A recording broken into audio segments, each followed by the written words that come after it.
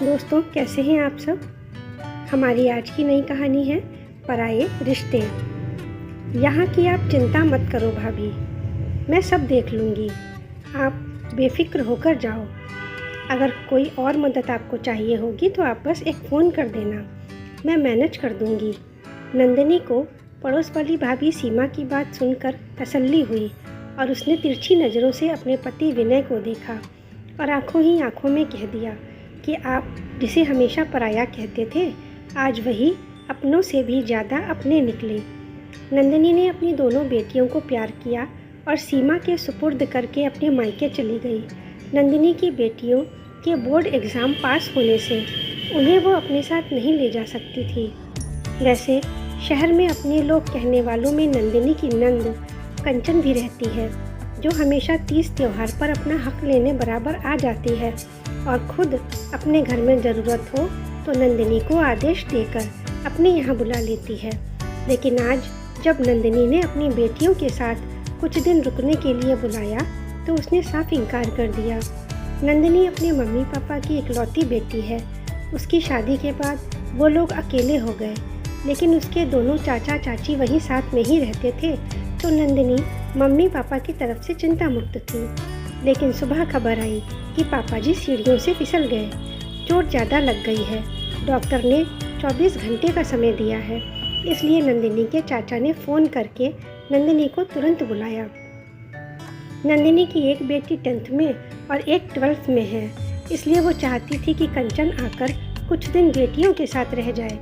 नंदिनी का स्वभाव ऐसा है कि वो कभी भी किसी की तकलीफ़ सुन देख नहीं पाती, इसलिए जैसे ही सोसाइटी में किसी की भी तकलीफ़ या परेशानी सुनती तो तुरंत उसकी मदद के लिए पहुंच जाती।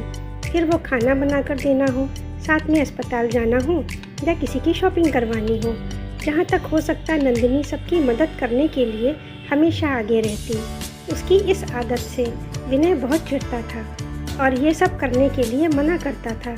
तब नंदिनी हंसते हुए विनय से कहती, शुक्र मनाइए, मेरी इसी आदत की वजह से आपकी बहन को बहुत आराम है, वरना वो किसे बुलाती। मुझे पता है कि कल को अगर मुझे मदद की ज़रूरत पड़ी तो यही पराये लोग अपने बन जाएंगे। मदद? लेकिन इन परायों से मदद हमें क्यों लेनी पड़ेगी? तुम भूल रही हो, मेरी अपनी सगी बहन और जीजा जी इसी शहर में रहते हैं, जब ज़रूरत होगी तुरंत आ जाएंगे। विनय बहुत ही तन कर बोलता था। विनय की बात सुनकर नंदिनी बस मुस्कुरा देती और मन ही मन कहती, पतिदेव, अभी आप अपनी बहना को समझ ही नहीं पाए हैं। वह सिर्फ मतलब की रिश्तेदार है, जो अपने घर की जिम्मेदारी खुद नहीं उठा सकती। आए दिन मुझे बुलाती है, वो आपकी मदद करेगी? कभी नहीं। और आज विनय का सिर शर्म से झुका हुआ था। उसने जब बेटियों को संभालने के लिए कहा तो कंचन अपना ही रोना लेकर बैठ गई और वही जैसे ही सीमा को पता चला तो तुरंत घर आ गई कि बेफिक्र होकर जाइए, हम लोग देख लेंगे।